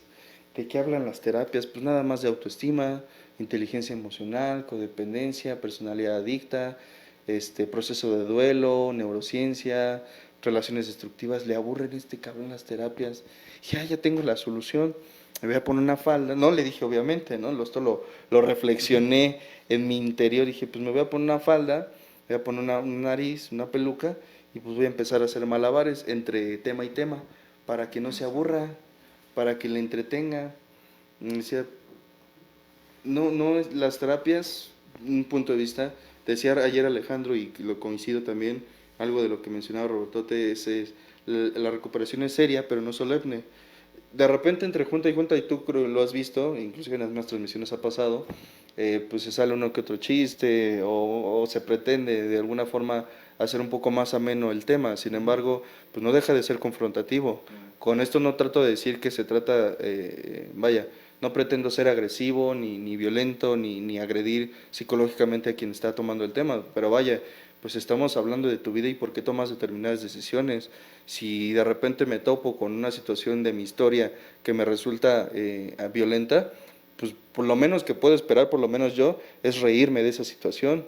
Pero dice, es que le aburre. Digo, pues lo bueno es que estudié para psicólogo, no para comediante, ¿no? Entonces, pues creo que estoy haciendo, en ese sentido, cuando me dicen este tipo de cuestiones como, es que dice que la parte emocional no le interesa, pues yo he visto, y lo decíamos al principio, personas con mucho potencial, mucho talento, mucho, sí, potencial, lo voy a dejar así, intelectualmente hablando, son muy inteligentes, inteligencia intelectual, pero hablando emocionalmente son a veces, no digo que todos por supuesto, muy deficientes en ese sentido, en lo que respecta a la inteligencia interpersonal e intrapersonal, o sea, es decir, la inteligencia hacia su propio ser, o sea, su propia conciencia, es muchas veces muy deficiente o deficiente en algunos aspectos. Entonces, ¿qué va a pasar con esta persona, hipotéticamente hablando, que es muy inteligente, pero poco inteligente emocionalmente hablando? Pues va a pasar que va a ser una persona con mucha capacidad, pero con pocas relaciones, o que las relaciones que mantenga sean poco íntimas. Por supuesto no me refiero a la intimidad sexual, o a la intimidad erótica, sino a la intimidad de vínculo. Para poder fortalecer un vínculo entre persona y persona, las emociones juegan un rol imprescindible. Entonces, yo pretendo ser tu amigo sin emocionarme cuando te veo, o sin sentirme a gusto, feliz por tus éxitos, o que empatice en el aspecto por alguna problemática que tengas y demás. Pues el vínculo perdón, que se va a generar pues va a ser muy empobrecido. Aquí las situaciones dicen, pues es que quiero que sea feliz, sí, pero se lo estás diciendo desde una perspectiva, o sea, con una cara de amargura. Entonces, lo decíamos, eso creo que sí lo mencionabas tú, creo que la sesión pasada, cuando se mencionaba que el niño, y en este caso no es una exclusión el adolescente, aprende no por lo que escucha, sino por lo que ve, por modelaje exactamente. Entonces, tú quieres que tu hijo, o yo quiero que mi hija se sienta satisfecha por sus éxitos, enséñale cómo sentirse satisfecho, pero no tú por los de ella, sino tú por los tuyos, exactamente por los propios. Entonces, yo quiero que mi hija tenga una pareja que la ame. Primero enséñale a amarse a ella a través de amarte a ti mismo. Y esto no quiero hacerlo sonar como el coach, ¿no? Que ámate y cambia de mentalidad, y es pobre el que es pobre, el pobre es pobre porque quiere. No, hay muchos factores más profundos, pero bueno, ¿quieres dar tu punto de vista antes de darle paso a los comentarios? Nada más un comentario con respecto a lo que tú decías del facilitador, perdón. Muchas veces no es tanto también se hace facilitador, no sé si sea la palabra correcta, con conductas, no sé si me explico, voy a tratar de explicarme. Muchas veces no es de que le dé dinero, sino que le refuerzas la parte de su adicción. Voy a poner un ejemplo. El joven, el señor, el esposo, la esposa, lo que sea, ¿no? Se va de juerga, llega pedo, y al otro día, ay, para que no se sienta mal, ahí están sus chilaquilitas, su consomé, y no hagan ruido porque aquí el papá o el hijo está dormidito. Ahí yo pienso, no sé si refuerzas la conducta de la persona que está como adicta. ¿A qué me refiero? A que pues dicen, pues mira, tengo una recompensa favorable cuando me comporto de determinada manera, pues vamos a seguir haciéndolo, ¿no? Yo lo veo esa parte como un tipo de facilitador como tal, no en la parte de como si fueras a reforzar la conducta de... Y estoy de acuerdo contigo en el modelaje por completo, ¿eh? Hay muchas gentes, y digo, tú lo has vivido aquí, Roberto lo ha manifestado, que dices, traes a tu hijo para que deje su adicción al alcohol, drogas, lo que y vienen a la visita pedos con un aliento que dices, ay, dices, ¿cómo le pides a tu hijo que... Pero como traen el cubrebocas parece que, ¿cómo decir? No nos damos cuenta, ¿no? Porque trae el cubrebocas. Dices, pues modélale. Tú le decías el ejemplo de la niña, ¿no? Consíguete la pareja para que te ame, pues enséñale más a ella. El de que a veces pones tantas expectativas en los hijos que los orillas o los tratas de frustrar de cierta manera, pero en el aspecto de obligación, yo lo veo así. No sé si tú lo opines de la misma manera. Pues creo que en ese sentido es esta, ¿cómo decirlo? ¿Qué razones tiene él para cambiar? Yo le digo a mi familiar, deja de alcoholizar, deja de ponerte hasta la madre, lo que sea, no me importa, ¿no? Lo que sea. Pero ya ves la referencia, ¿no? Llega crudísimo al día siguiente y les digo a todos que se callen porque el bebé, porque se avientan la puntada de decir, mi bebé. Digo, ¿cuántos años tiene su bebé, señor? Dice, no, pues nada más tiene 25, 30, 40. Y dices, hijo de su madre. No, pues sí, de entrada, ¿no?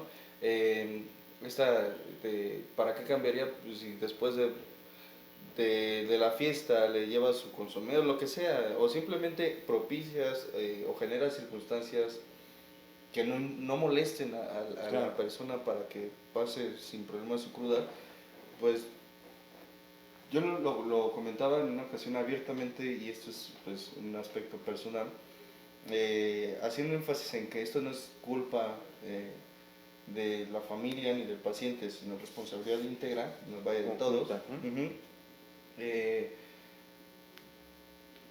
Cuando dejé cuando salí de un segundo internamiento, estaba esta cuestión de, yo vivía aparte, estaba independiente, entre comillas, porque los últimos meses yo ya no cubrí absolutamente nada.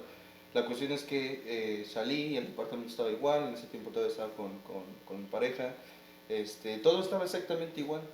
Me pedían cambiar, digo, insisto, no es culpa de él, sino el contexto es no digo que lo pensé o lo razoné así en ese momento, todo esto generalmente es inconsciente, y la cuestión es que en ese momento yo decía, pues dijeron en Alcohólicos que si yo seguía bebiendo, así lo entendí en ese momento, si yo seguía bebiendo, iba a perder ciertas cosas, y voltaba a mi alrededor, mujer, casa, dinero, amigos, pues yo no veo como que haya mucha pérdida. ¿Para qué dejarlo, no? Entonces, para mí que están locos, ¿no? Para mí que me están queriendo vender sus ideas,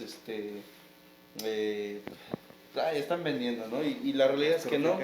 ¿Cuándo surgió la necesidad de un cambio? Cuando surgió la necesidad en sí. Es decir, se habla mucho de que el tratamiento busca ser preventivo, o sea, evitar ciertas circunstancias antes de llegar a un fondo de sufrimiento más agresivo. Y con todo y todo escucho familias que dicen, no, pues es que dice que no quiere internarse, y de verdad que los informes luego me doy, a veces ya me desespera. Dicen, marca el familiar y dice, yo estoy pidiendo informes porque tengo mi familiar que lo quiero internar. Ok, ya les doy el tratamiento, 3 semanas, bla, bla, bla. Y dicen, pero no hay otra forma de trabajar con él. Está el tratamiento ambulatorio, las terapias externas, sin embargo, desde mi punto de vista muy personal, yo no las sugiero previas a un tratamiento residencial cuando el paciente lleva tiempo consumiendo. Es decir, ¿por qué? Porque si está en un proceso de consumo y le quieres invitar en terapias y asumamos muy ingenuamente que accede, si sigue en el mismo entorno, con los mismos estímulos, bajo las mismas circunstancias, con la misma facilidad del consumo, relativamente ¿cuánto tiempo puede el paciente durar en sus terapias? En algún momento que entre en crisis, pues simplemente va a decir no voy, y a ver, oblígame. Lo que pasa en el tratamiento residencial muchas veces es, y yo lo he dicho abiertamente en familia, y bueno, con familias y pacientes, ¿qué pasa cuando estás internado y te estás frustrando? Te tienes que, vulgarmente hablando, te la tienes que beber. ¿Se me explico?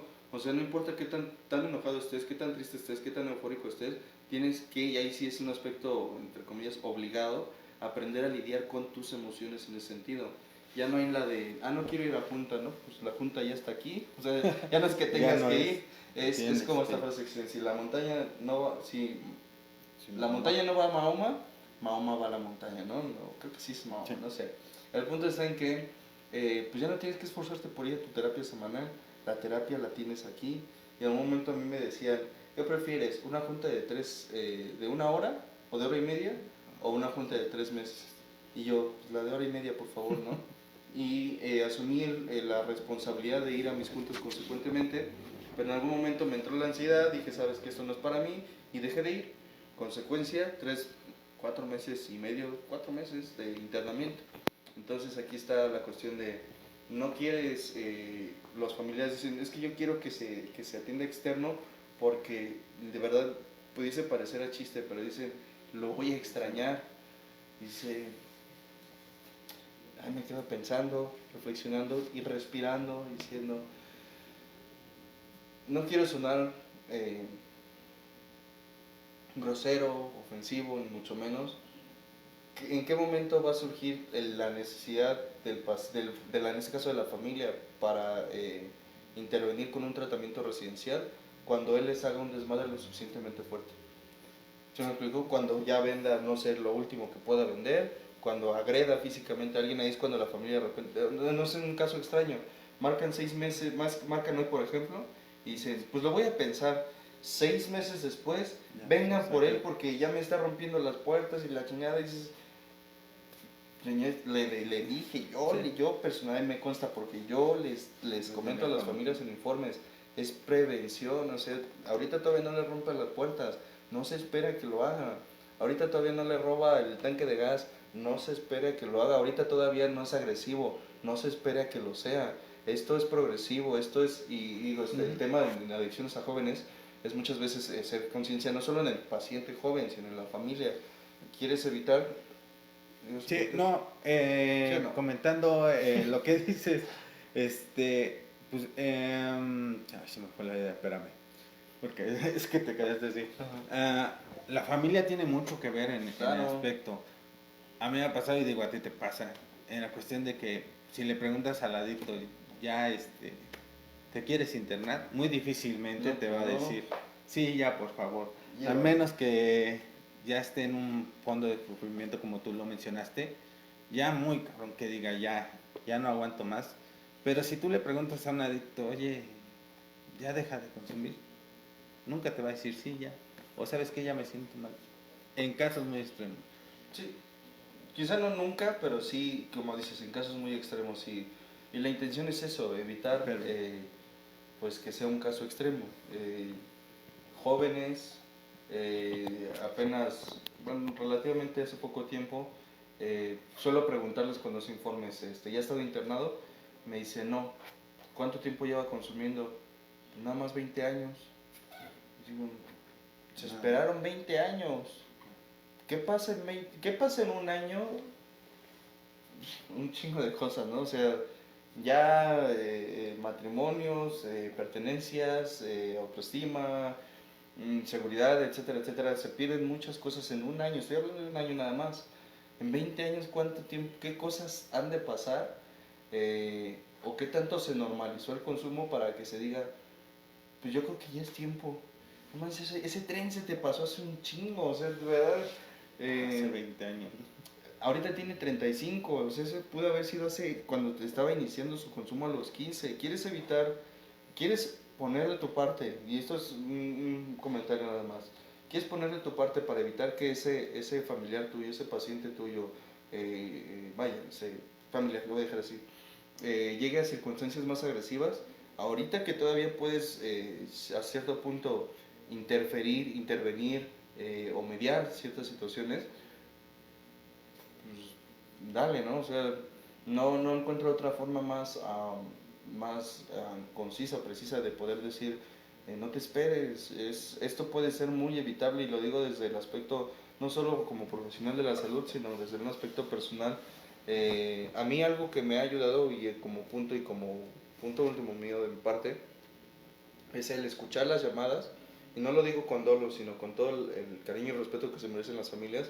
Me ha ayudado a escuchar a las familias, a las madres principalmente, llaman diciendo, es que ayúdenme por favor, no sé qué hacer con él. Y esa parte a mí me ha sensibilizado bastante, y digo, gracias a mí, gracias a mi poder superior, gracias a mi familia, que esto ya no es mi caso, que eso ya no es el caso, por lo menos de una persona cercana a mí. No estoy diciendo que qué bueno que le pasa a otros, pero nada, en absoluto, sino más bien es, lo veo en perspectiva, lo veo desde fuera y digo, así se escuchaban tus familiares, así se escuchaban mis familiares, así como llegan algunos, y sin ser despectivo, así llegué yo en algún momento, y la cuestión es, ese cambio se va dando paulatinamente, que no se espere que un tratamiento residencial o una terapia ambulatoria sea una varita mágica de 3 meses y como Ya, blanco, nuevo, no, en absoluto, pero es mucho compromiso, mucha disciplina, mucha responsabilidad, sobre todo por cada quien en lo que respecta a su parte, y en esta cuestión creo que de el poner los límites claros, pues ser claro y determinante con los límites. No le digas al paciente que lo vas a internar si vuelve a consumir si no estás dispuesto a hacerlo. No lo amenaces, que me ha pasado que dicen, y esto yo creo que va para otra sesión, decían en una ocasión, no lo puedo dejar nada más una semana, nada más le quiero meter un susto. Y decía, ¿sabes qué? No, se habló en un aspecto, en un grupo abierto, el del susto te lo vas a llevar tú, porque después de esa semana va a ver que nada más lo estás calando, y con lo retante que es el alcohólico, con lo manipulador, chantajista, y muchas familias me lo refieren, dicen, es bien inteligente, ¿y por qué insistes en tratarlo como pendejo? No seas, me digo a mí, no seas tan ingenuo, no lo amenazas, no juegues a amenazarlo, porque el de la broma te la vas a llevar tú. Entonces es un tema, insisto, muy amplio en muchos sentidos, no solo da para hablar de adicciones en jóvenes, sino todas las vertientes en el transcurso de, podríamos hablar de qué es la tolerancia a la frustración, qué es la autoestima, no sé, las resistencias por parte de la familia, las resistencias por parte del paciente, o sea, se puede desglosar en muchos aspectos, y pues bueno, ¿te parece que leamos rápido para también ir despidiéndonos de la transmisión? Dice Héctor Flores, hola Charlie, gracias por compartir tu conocimiento, un cordial saludo desde Santana, California. Gracias, todavía no llegabas, no te sientes. No te preocupes.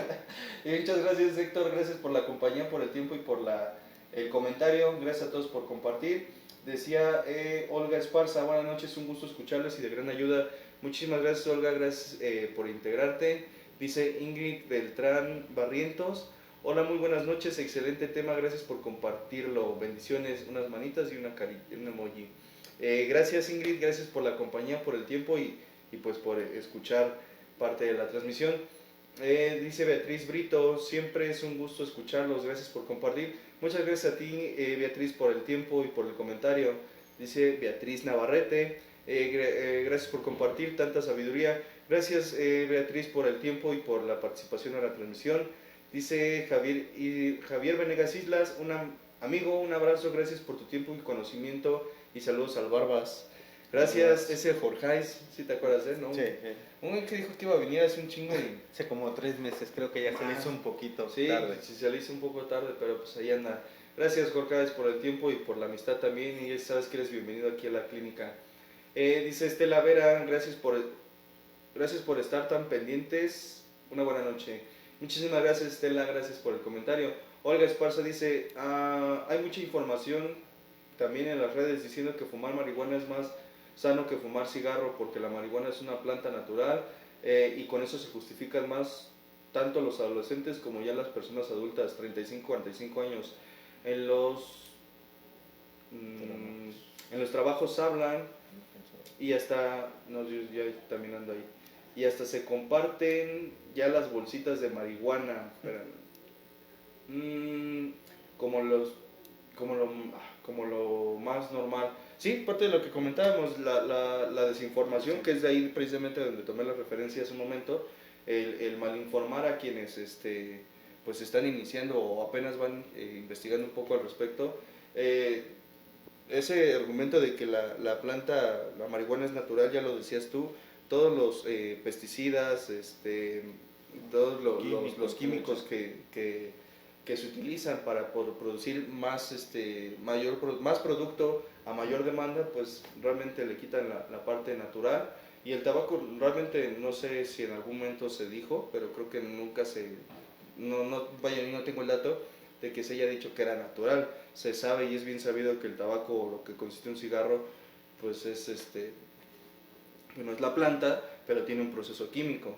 y en lo que consiste, en lo que respecta a la marihuana, pues no hay gran diferencia ya todos los derivados. Estaba viendo un documental de RT, creo que es un canal en YouTube, donde pues todos los derivados en gomitas, en aceites, en esencias, en concentrados, etcétera, ya la parte natural se perdió hace mucho tiempo, pero bueno, pues desafortunadamente sigue siendo algo pues ya más común. Entonces, ¿no? Que claro, es como natural. ¿Y cómo se puede, desde un punto de vista personal, cómo se puede combatir ese tipo de mala información o desinformación? Informándose en otras, buscar todas las fuentes posibles a lo que sea al alcance de cada quien. Insisto, de internet yo puedo tomar referencias de instituciones tanto gubernamentales como universidades. Son instituciones que generalmente se especifican a hacer estudios serios, digo, porque si de repente ves un blog que dice, no, la marihuana es verde, es vida y demás, y escrito por el Roñas, dices, no chingues, lo escribió el marihuano, o sea, y no pretendo ser despectivo, pero pues vaya, o sea, es alguien que está bajo el consumo y que por obvias razones pues le conviene racionalizar su propio consumo. Entonces, y respeto, de verdad que no tengo intenciones de pretender debatir con el que dice, no, a ver, demuéstrame que la marihuana es buena o mala. Es tu rollo, hay ciertos datos, hay ciertas investigaciones, informémonos, busquemos fuentes serias, veraces sí, veraces en lo que respecta a la veracidad del propio estudio, y pues evitemos hasta donde se pueda, quizá como sugerencia o punto de vista nada más, yo soy de la idea de dudar, de la duda respecto a lo que escucho, respecto a lo que leo. Yo me he referido inclusive a cuando yo tomo la palabra, no me crean, de verdad lo digo vaya, no me quiero quitar credibilidad ni mucho menos, pero no me creas, simplemente investígalo por tu propia cuenta, somételo a tu juicio personal, no te dejes llevar por lo que cualquiera, sea doctor, sea roña, sea quien sea, te esté diciendo. Contrástalo con lo que tú observas. Lo decía ayer y me llamó mucho el comentario de Alejandro, que decía que la cuestión de la pandemia está bajando, y hay quien dice, no, yo no creo. Pues yo también soy del punto de vista de que lo creo porque lo veo en el contexto en el que me encuentro.